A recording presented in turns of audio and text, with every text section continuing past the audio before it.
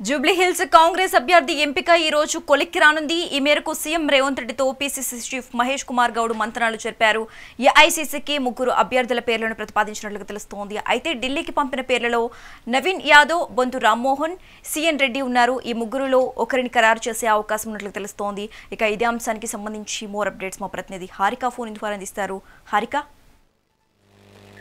Right చంద్రేఖ, Jubilee hills ఎన్నికలు ఒక పెద్ద హాట్ టాపిక్ గా మారిపోయాయి తెలంగాణలో. ఎందుకంటే ఇప్పుడు 3 పార్టీలు, ఇటు బీజేపీ, ఇటు ప్రధానంగా బీఆర్ఎస్, అలాగే కాంగ్రెస్.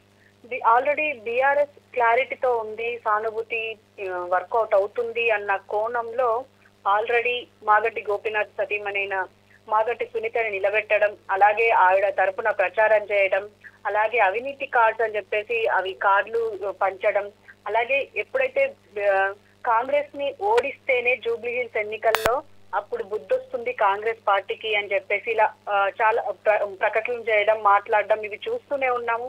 అయితే ఫైనల్ గా ఇటు కాంగ్రెస్ కూడా తన అభ్యర్థిని ఇచ్చే అవకాశం ఉంది అని చెప్పేసి అంటున్నారు. మరి చూడాలి అంటే ఎవరిని ఇస్తారు అనేది. ఎందుకంటే ఇప్పటికే 3 పేర్లు మనకు వినిపిస్తూనే ఉన్నాయి.